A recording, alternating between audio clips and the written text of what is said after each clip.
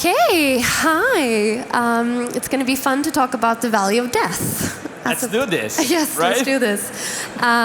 You heard our intros, but my name is Maxine. I'm a principal at Northzone. We're a multi-stage global venture fund. And we were lucky enough to partner with Francesco and the team in 2018, leading your Series A. Correct. And so with that, do you want to give a quick intro to yourself? Absolutely. So first of all, hi Slush, how are you doing? I hope you're keeping up with the good energy. So I want to give you a little bit of context, right? And of course, Northzone has been with us for quite a long time. And so fundamentally what we do at TrueLayer, we really love payments. We love it so much that we decided to make it secure, fast, and efficient. And that's because we believe that the market for payments is fundamentally dominated by two companies, and the technology is aging, and there's a lot of intermediaries, and it's time for change, right? And so we have been building carefully a whole new payment network. We call it Pay by Bank. It's available throughout Europe. It's already in your pocket through your bank, and it works at scale. So to give you a sense, we process around $100 billion worth of transaction volume. We are a company that runs at about 70 million run rate, getting into 100 early next year. We work with massive brands, Ryanair, Revolut, Just Eat, and the list is long. Stripe is a great partner of ours. And so we are really building one piece at a time, what we believe is the future and evolution of payments. But as we said, life doesn't always go into a straight line. No. And you need to build very long-term partnership and have a very long view on your journey as an entrepreneur, as a startup operator. And so to set the scene, we started the company in 2016. We understood that in order to revolutionize payments, you need to have a long-term view, but also invest a bunch of capital. It's infrastructure and is expensive, right? And so raise capital. We raised north of $300 million worth of funding throughout different stages. And clearly, in 2020, 2021, we took advantage of a low interest rate environment and that sort of world that we all know about. And clearly the world at that time was incredible, right? We raised a lot of money. We were just heads down, building things and executing. And then comes January 2022. Yep. And that changed pretty much everything, right? Yeah. What was the moment when you realized that things were really changing? And what did that look like from the CEO point of view? Right. So, in terms of, I think already in December 21, we had a clue that things were changing. You just notice on people are starting to be a little bit shaky, and of course the public market. Maybe even today with NVIDIA, we're gonna have a look at the repetition of that, who knows? But anyway, and so by the time it was March and April, clearly the world was completely upside down. And it was incredible to see how rapidly that has all changed. And so we really all of a sudden had to, first of all, you need to re-underwrite your view of the world. What is, the company was still in great shape, right? You just continue to have this incredible execution. And by the way, the strategy was, let's sign up all the most important customers that we can work with, those really large companies. And we were doing so, and even more so, and growing really rapidly from a total transaction that we were processing. But we were very early from a monetization standpoint, right? Yeah. And so we had to change tack a little bit and say to ourselves, okay, this is time to get full on with monetization and build a different kind of expansion products that are getting on that track and do that fast. But at the same time, we need to do that with an expectation that there's not going to be more funding coming our way in the foreseeable future. And so you need to right-size the company. You need to lay off people, which is, of course, like one of the hardest things I ever done in my life, to be frank. But those are tough decisions and tough calls that you have to make. And so we had to navigate really our psychology through that cycle. I had to navigate my psychology through that cycle quite a bit. And what did that look like? How are you able to keep showing up for the team? I think like entrepreneurs are like, you need to be an optimist. Like, I think it's something that is rooted deep down. Everyone who runs companies, who start companies, like you need to, like no matter how grim the world looks around you, you need to look at like every day with a sense of optimism of, you know, everything is possible, everything will continue to be possible. I'm gonna figure out a way to do it. And if you don't have this mindset, I think like you're already like, you're not gonna succeed. You're already kind of like you need a to be little a bit bit weird. screwed, right? But then there is a whole lot of different things you need to do in order to have that sort of conviction, right? And so one thing that was really important for me is to really rely on a small circle of people, including my co-founder Luca is somewhere here in the audience, and like this small circle of like 4, 5, 6 people that we work so closely with each other. We trust each other so much, and that was key. Like you really need to rely on them. And I mean, everybody will say, "Oh, the team is key," but like here we are really like we are gonna make the tough call. We're gonna be in the room together. We're not gonna leave this room before like we are all aligned on what is happening next. But then when we are out, like we are gonna look after each other, and we are ready to battle. We are ready for war. And that is kind of the mindset, right? So that high trust environment, I think for me has been like quite fundamental to succeed. And then I would say another interesting thing was the relation with the media. So, as we said, like when all those things changes, right? Like the company fundamentally is the same company as before. You may make changes, you may change tack, adjust your strategy, but fundamentally you have good fundamentals. You know what you're doing. You have a plan. You keep executing, right? For the world outside, which like they have one, limited information. Second, I think there is a little bit of the clickbait of the moment. Like in the same vein, like you are kind of like a media darling. Like we were like in every single podcast and every single like journal article, right, in 2021. In the same vein, now the story is negative. Now it's like people are not like cheering you up, but actually waiting for your failure. And this is so miserable for like, you know, people in the company, for you at the helm, and like, why people are like all of a sudden are against me. They want to see me failing, right? Like that's kind of the psychology. And I think that was really powerful to create a point of view that was at the reverse. Like now it's us against the world. Like they want us to fail. We are gonna prove them wrong, right? And that was really powerful inside of the company to create this source of little bunker mentality and just like concentrate on what you can control, what you're gonna do, and just like show up with results. We are gonna prove you wrong, right? I love that. I mean, and it must be so difficult. The outside narrative turns negative, but what did that look like in reality? Like, how did you keep the team focused, motivated to continue to do the work that actually mattered? Yeah, I think communicating change with a level of honesty and transparency, like at least for us, has been key. You got to, I mean, like you can convince yourself that you're gonna do all those things, but then you need to get the team, right? And so when already like you are a few tens of people is hard. When you are like in the hundreds is much harder, right? And is a little bit of a self-selecting process.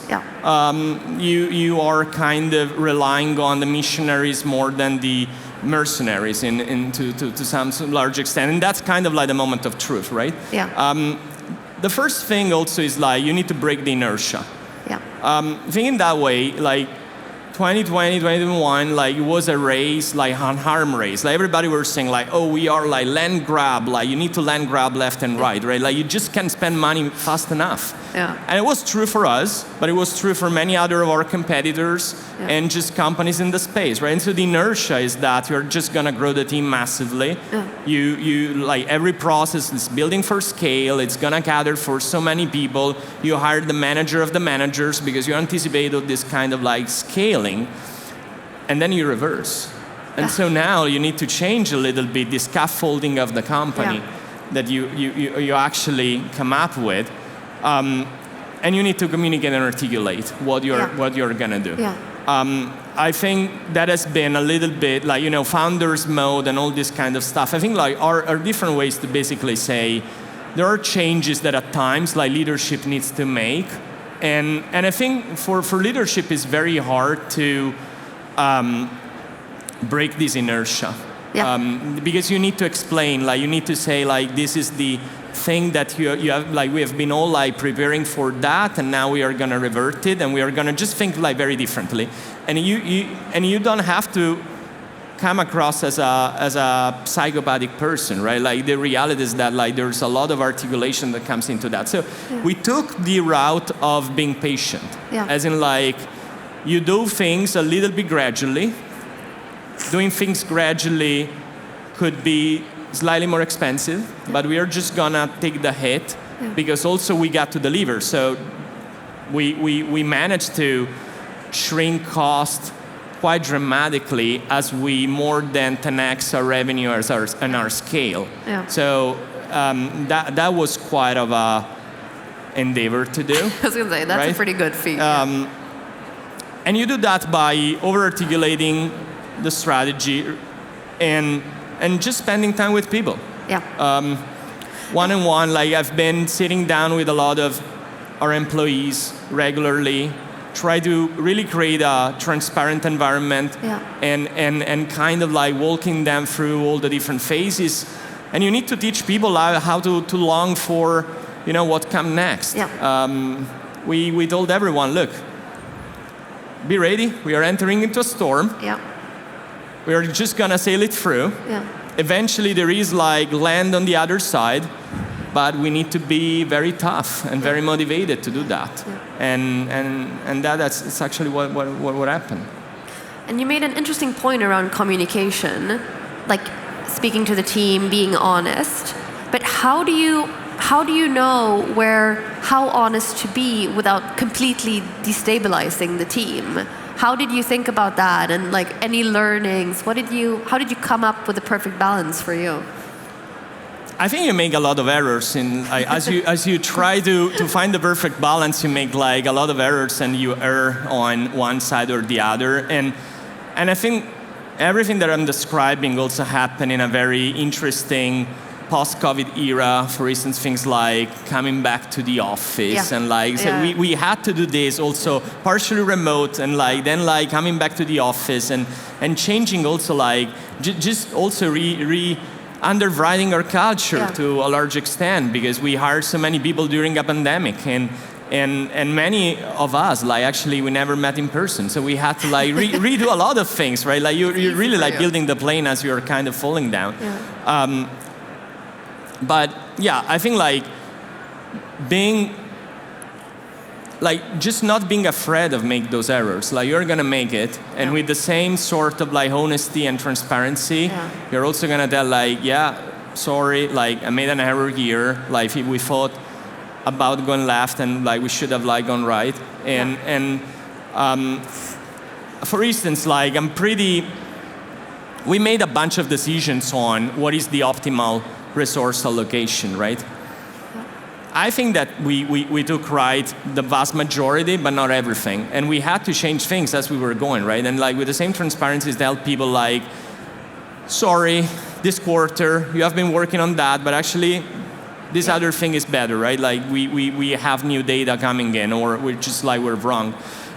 It's very hard in a moment of crisis, or like if you want, like when you are like trying to clean the mountain, to also like accept to be wrong and having to restart certain processes once again. It takes a certain level of like being humble in front of your team, like being like naked and on the other side, I think like when leadership does that, it gets very much appreciated. Yeah. And I think that's kind of like we managed to build trust by being direct with them in so many ways. Yeah.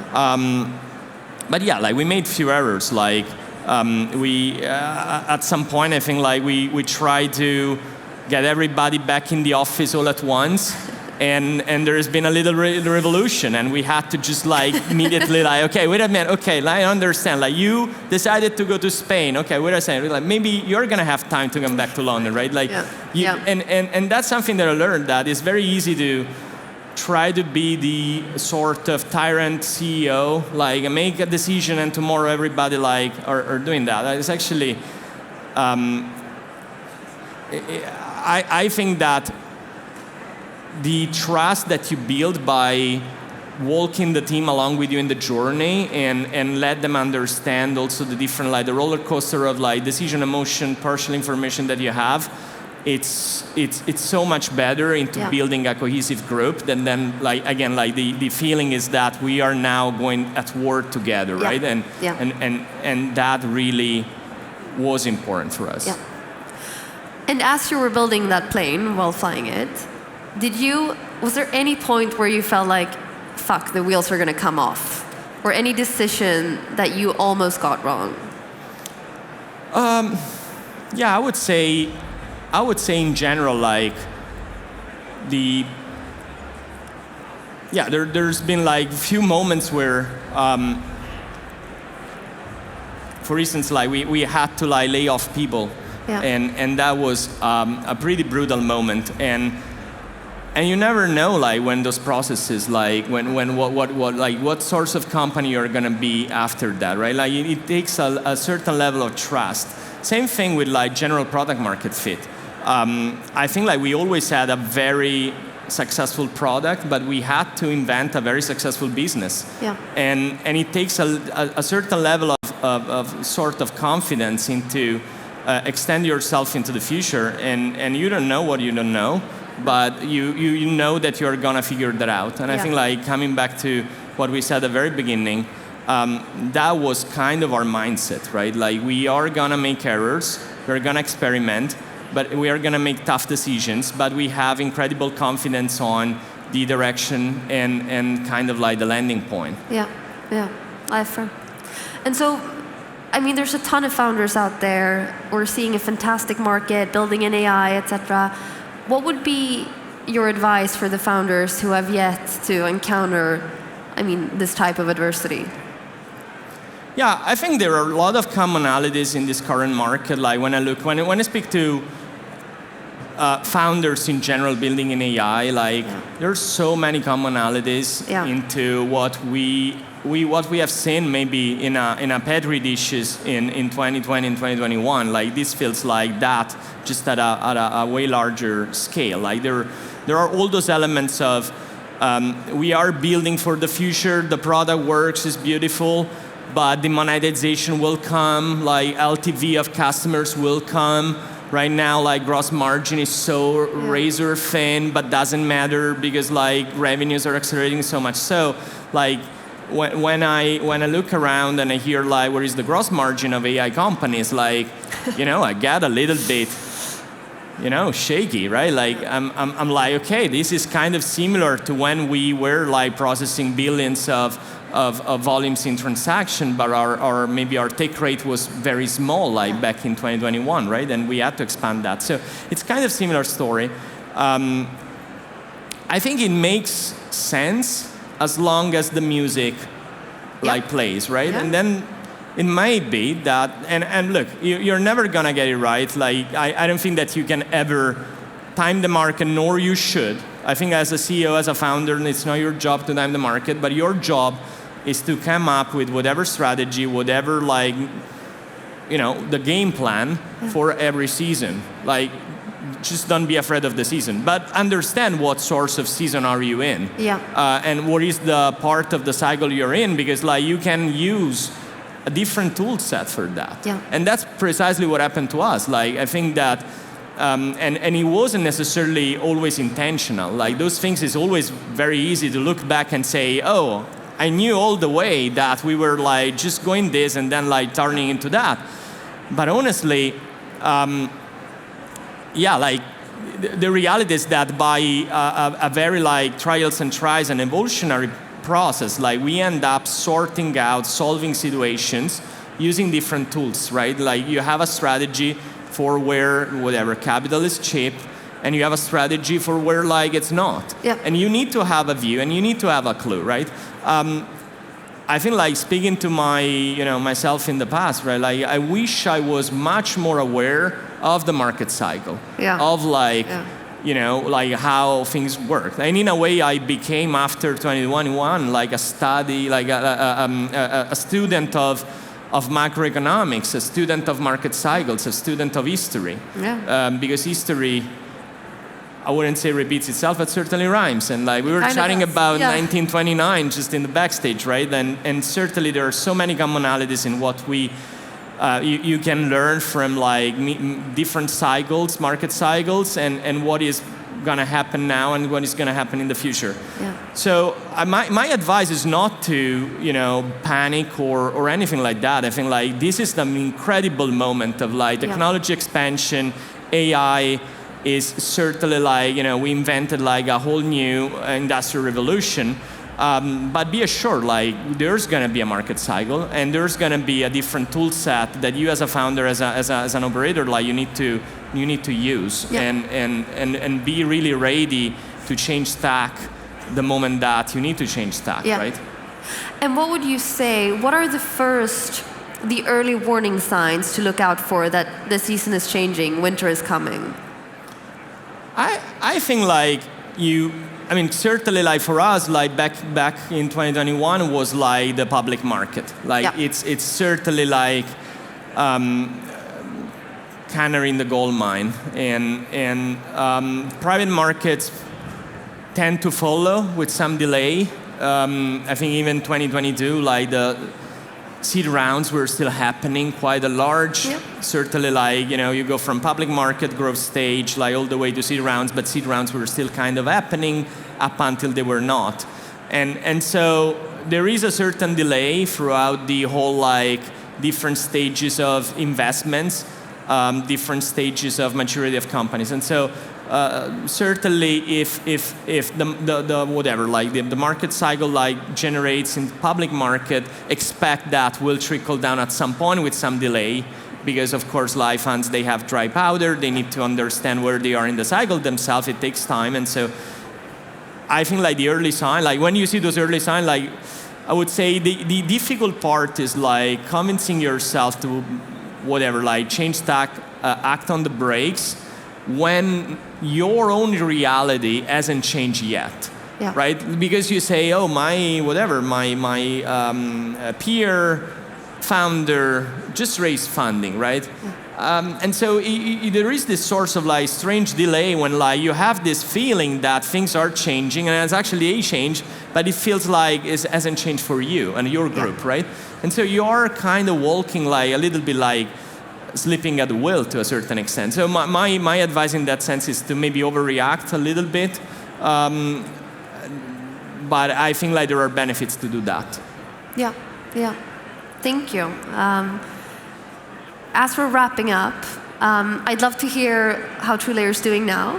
Even though I may know a little bit, and then I'd love to also, if you think, what's the one key takeaway that you want the founders or just the people in the audience to remember from having heard you today, Francesco? It's an extremely exciting moment because we are growing very fast, and in a way, a lot of the conviction bet that we made are turning out to be true. Like we made a big bet that open banking technology will be relevant not just in financial services, but like for e-commerce at large. And this is turning out to be true. And so we are actually gearing up for the new set of like the new evolution of the products. Like we want to rethink about how credit and credit card works in the context of pay by bank. And we know that there is this incredible wave of agentic commerce coming our way, and we believe that account-to-account, pay-by-bank, open banking technology, which is kind of like the superset we are working with, they are incredibly well positioned to solve critical problems into the agentic commerce.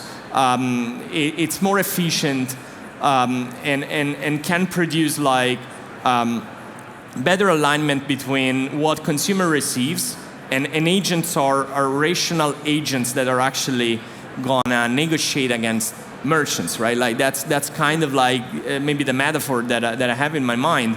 And I believe that making payments super efficient and super secure is going to be great for agents as a platform to transact on. And also the core concept of what is identity in a AI commerce space, I think is going to be so important as you need to allocate liability. Like, marketplaces are making you whole at every transaction. Like, you just can't say, oh, it wasn't me, actually, it's the agent, right? Like, you need to have a strong pinning on identity. So I think that what we are building is really important for that. And so we are incredibly excited. As last takeaway, I would say, as founder, as startup operator, I think it's so important to be unapologetical about what you do. Like your mission is not to make errors, but it's to produce an outsized outcome, to create a number of positive outcomes for everybody in your ecosystem. So as long as you are fair and optimized for customers, employees, shareholders, you are not gonna get it wrong. And then the rest of the world, I think, like will just like come after that. Our strategy was show and tell. Don't try to counter the narrative, but just like show that we are doing so many good things, and eventually the tide changes, right? You continue to win, and at some point, like, the world takes notice of that. But you need to be completely unapologetic about your decision, your choices, and the phase and the process that you're going through. Yeah. Well, you heard the man. Be unapologetic. And with that, Francesco, I thank you for having gone through the valley of death, so the rest of us don't have to. Give it up for Francesco, guys, and thank you for listening. Thank you. Thank you.